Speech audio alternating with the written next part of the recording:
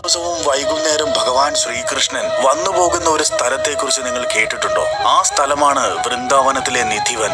പുരാതനമായ വൃന്ദാവനത്തിലെ കാനന ഭംഗിയിൽ മറഞ്ഞിരിക്കുന്ന ഒരു രഹസ്യമുണ്ട്. നിധിവൻ സഹസ്രാബ്ദങ്ങൾക്ക് മുൻപ് ഭഗവാൻ ശ്രീകൃഷ്ണൻ ഈ ഭൂമിയിലെ ലീലകൾ അവസാനിപ്പിച്ച് ഗോലോകത്തിലേക്ക് മടങ്ങിപ്പോയെന്നാണ് ലോകം വിശ്വസിക്കുന്നത്. എന്നാൽ ഇന്നും ഓരോ രാത്രിയും തന്റെ പ്രിയപ്പെട്ടവർക്കായി ഭഗവാൻ ശ്രീകൃഷ്ണൻ മടങ്ങിയെത്തുന്ന ഒരിടമുണ്ടെന്ന് പറഞ്ഞാൽ നിങ്ങൾ വിശ്വസിക്കുമോ? നിധിവനത്തിലെ മരങ്ങൾ സാധാരണ മരങ്ങളല്ല. പകൽ സമയത്ത് താഴേക്ക് വളഞ്ഞു നിൽക്കുന്ന ഈ വൃക്ഷങ്ങൾ സൂര്യൻ അസ്തമിക്കുന്നതോടെ ഗോപികമാരായി മാറുമെന്നാണ് ഐതിഹ്യം. അർദ്ധരാത്രിയിൽ പീലി തിരുമുടി ചൂടി കയ്യിൽ പുല്ലാങ്കുഴലും ഏന്തി ശ്യാമവർണ്ണനായ ഭഗവാൻ ശ്രീകൃഷ്ണൻ അവിടെ പ്രത്യക്ഷനാകുന്നു. കാളിന്തി നദിക്കരയിലെ ആ മന്ദമാരുതനിൽ അലിഞ്ഞു ചേരുന്ന മുരളി ഗാനം കേട്ട് ഈ ഗോപികാ വൃക്ഷങ്ങൾ ഭഗവാനോടൊപ്പം രാസലീല ആടുന്നു. വൈകുന്നേരം കൃത്യം 6 മണിയാകുമ്പോൾ ആ വനത്തിൽ നിഗൂഢമായ ചില മാറ്റങ്ങൾ സംഭവിക്കുന്നു. കാറ്റിലെ ഇലയനക്കം പോലും നിശ്ചലമാകുന്നു. അവിടെ വസിക്കുന്ന പക്ഷികളും കുരങ്ങന്മാരും മറ്റു ജീവജന്തുക്കളും ആ പുണ്യ നിമിഷങ്ങൾക്ക് ഭംഗം വരുത്താതെ വനം വിട്ടു പോകുന്നു. ഭഗവാന്റെയും രാധാറാണിയുടെയും സ്വകാര്യതയെ മാനിച്ചുകൊണ്ട് പ്രകൃതി പോലും അവിടെ നിശബ്ദമാകുന്നു. ഇന്നും അവിടെയുള്ള രംഗ് മഹലിൽ